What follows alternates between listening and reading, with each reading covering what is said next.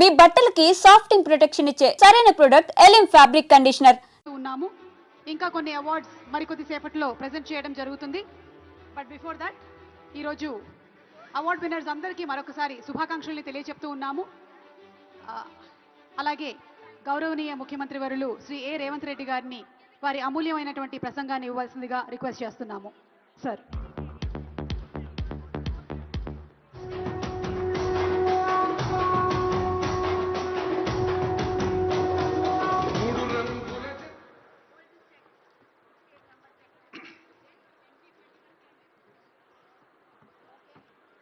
Telangana Gaddar film awards 2025 దాదాపుగా 14 సంవత్సరాల తర్వాత తెలంగాణ రాష్ట్ర ప్రభుత్వం ఈ అవార్డు కార్యక్రమాన్ని నిర్వహించాలని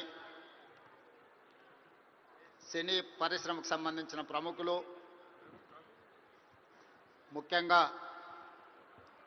యువమిత్రులు దిల్ రాజు గారు ఈ ప్రతిపాదనను తెలంగాణ రాష్ట్ర ప్రభుత్వం దృష్టికి తీసుకురావడం జరిగింది. దీనికి సంబంధించి ఈనాడు ఇంత అద్భుతమైన కార్యక్రమాన్ని ఏర్పాటు చేసి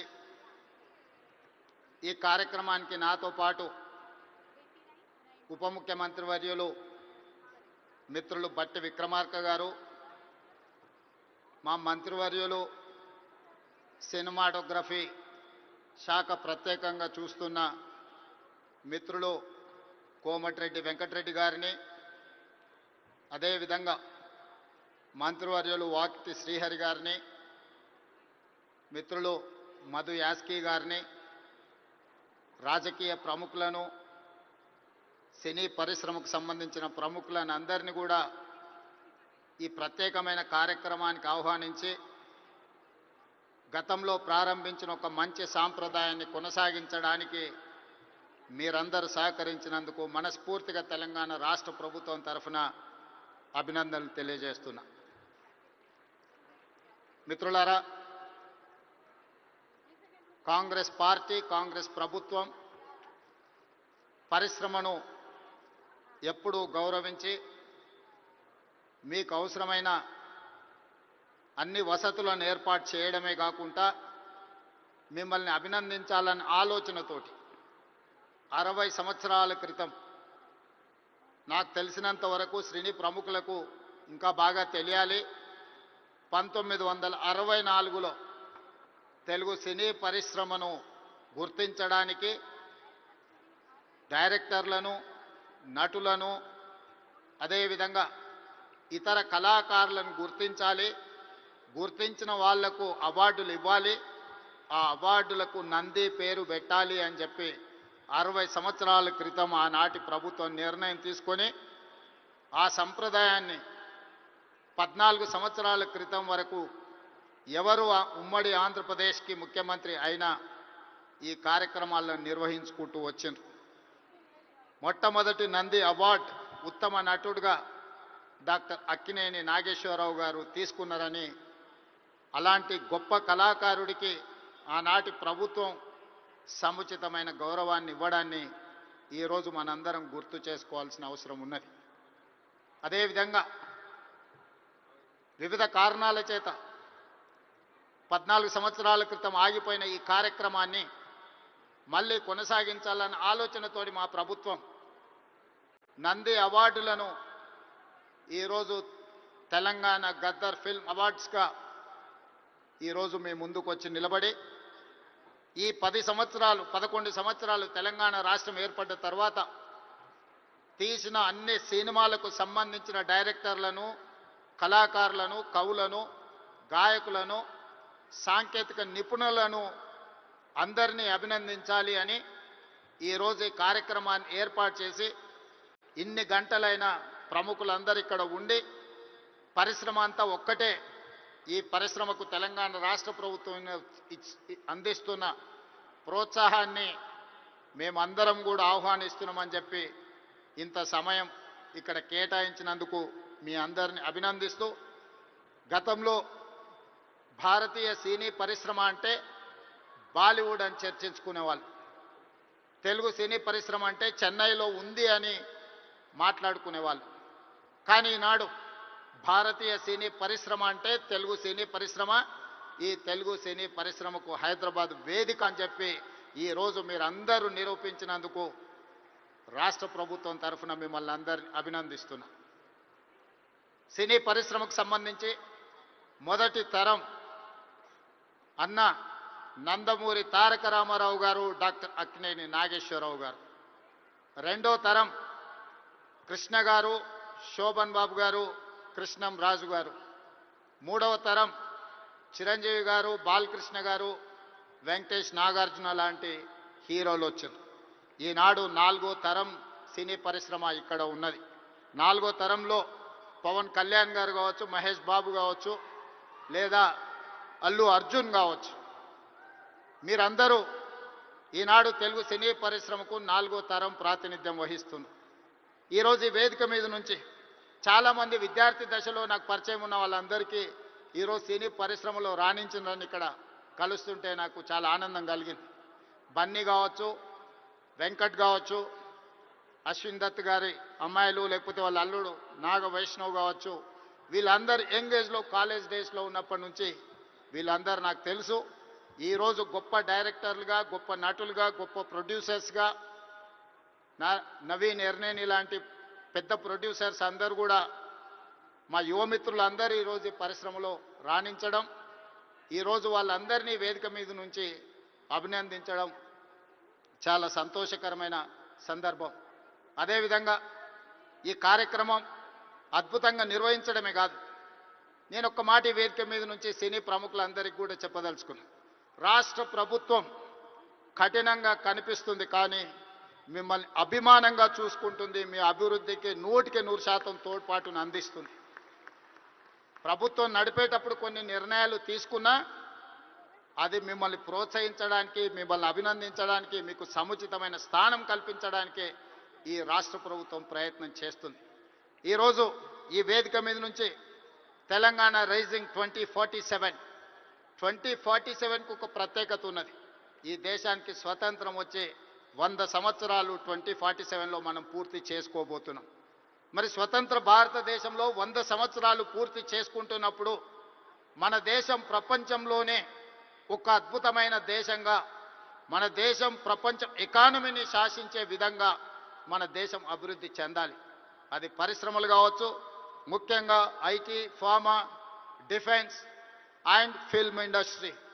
ఫిల్మ్ ఇండస్ట్రీ కూడా ఈ దేశంలో ఒక గొప్ప పరిశ్రమగా రాణించాలనేదే మా ప్రభుత్వం యొక్క ఆలోచన, మా ప్రభుత్వం యొక్క ప్రణాళిక.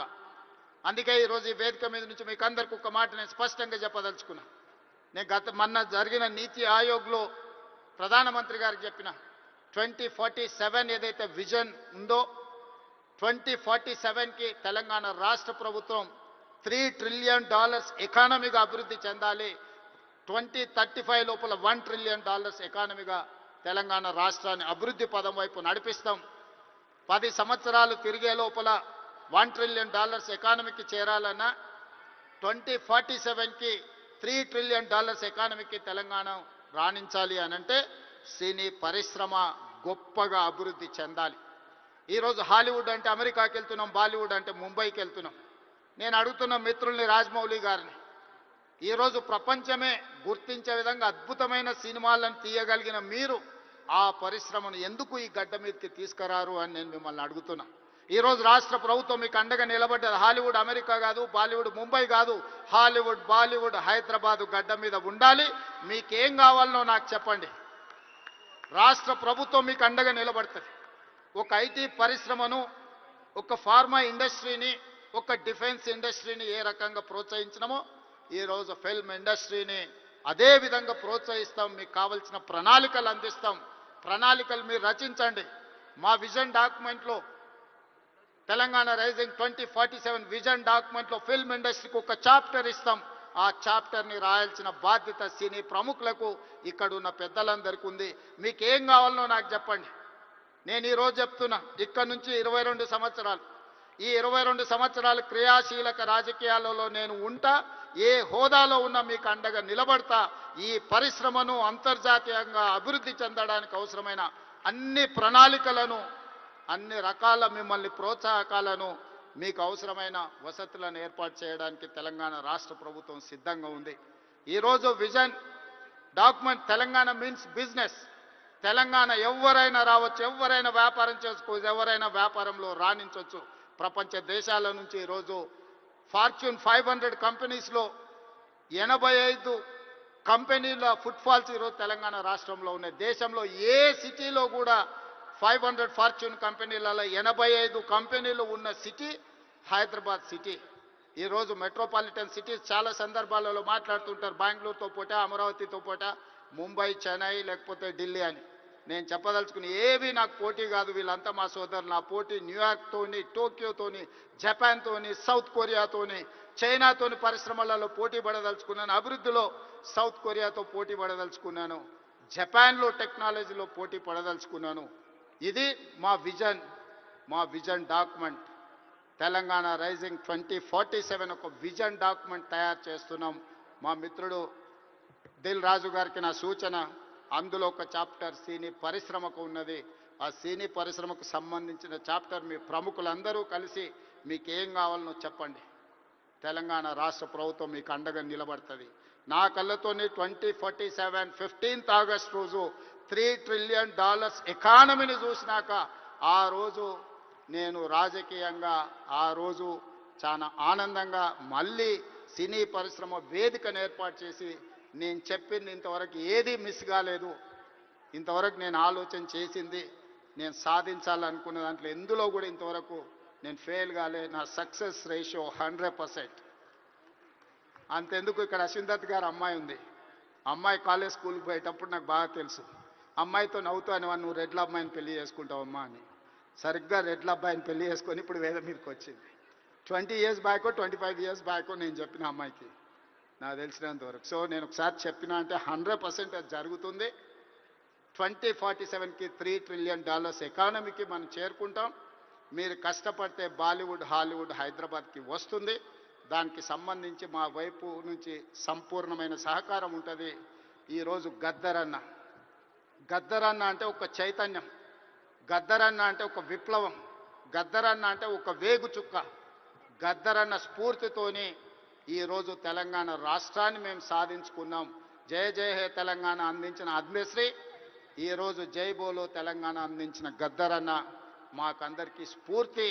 అలాంటి స్ఫూర్తితోనే మేము పోరాటం చేసినాం. ఈ పోరాటం ప్రజల కోసమే, ప్రజలకు అవసరమైన సంక్షేమాన్ని, అభివృద్ధిని అందించడానికి నిత్యం వారిని స్ఫూర్తిగా తీసుకుంటాం. ఈరోజు తెలంగాణ గద్దర్ ఫిల్మ్ అవార్డ్స్ తీసుకున్న వాళ్ళందరినీ కూడా నేను మనస్ఫూర్తిగా అభినందిస్తున్నా. ఈ తెలంగాణ నిర్మాణంలో, ఈ తెలంగాణ అభివృద్ధిలో మీరందరూ భాగస్వాములు కావాలి. గతంలో ఏమైనా అంశాలు ఉన్నా వాటన్నిటిని పక్కన పెట్టండి. మనందరం కలిసికట్టుగా అభివృద్ధి పదం వైపు నడవాలి. మరొక్కసారి నందమూరి బాలకృష్ణ గారిని వారు ఒక మాట చెప్పిండ్రు నాకు చెప్పమని, కళ్ళతో చూసేది కళ, కళ్ళతో అభినయించేది కళ, కళ్ళు మూసుకొని కనేది కళ, కళ్ళు మూసుకున్న వాళ్ళను చైతన్యపరిచేది కళ అని చెప్పు అని వారు చెప్పిండ్రు. సో వారి బాలకృష్ణ గారి తరఫున మీకు అందరికీ చెప్తున్నా, ఖచ్చితంగా ఈ కళా చైతన్యమే ఈరోజు తెలంగాణ రాష్ట్రాన్ని అభివృద్ధి పదం వైపు నడిపించిన ఎంతోమందిని, ఈరోజు విప్లవాల వైపు నడిపించిన గద్దరన్న ఈరోజు అభివృద్ధి పదం వైపు నడిపించడానికి కూడా మనస్ఫూర్తిగా ఉండాలి. మనస్ఫూర్తిగా గద్దరన్న కుటుంబాన్ని ఈరోజు అభినందిస్తూ ఆ కుటుంబానికి కూడా రాష్ట్ర ప్రభుత్వం అండగా నిలబడుతుంది. చివరగా ఒక విజ్ఞప్తి మా ఉప ముఖ్యమంత్రి గారికి, హైదరాబాద్ పిల్లోడు రాహుల్ సిప్లీగంజ్ ఓల్డ్ సిటీ నుంచి అద్భుతంగా ఆస్కార్ అవార్డు వరకు రాణించారు. ఈ వేదిక మీద మా బట్టన్న ఏమి ఇచ్చినట్టు లేడు.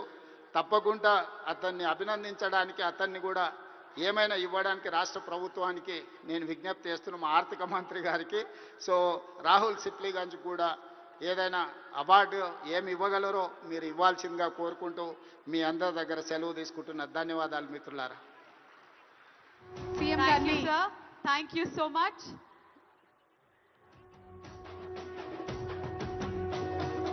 Thank you so much. Revanth Reddy గారికి మా హృదయపూర్వకమైనటువంటి ధన్యవాదాలను తెలియజెప్తూ ఉన్నాము. అద్భుతమైనటువంటి ప్రోత్సాహకరమైనటువంటి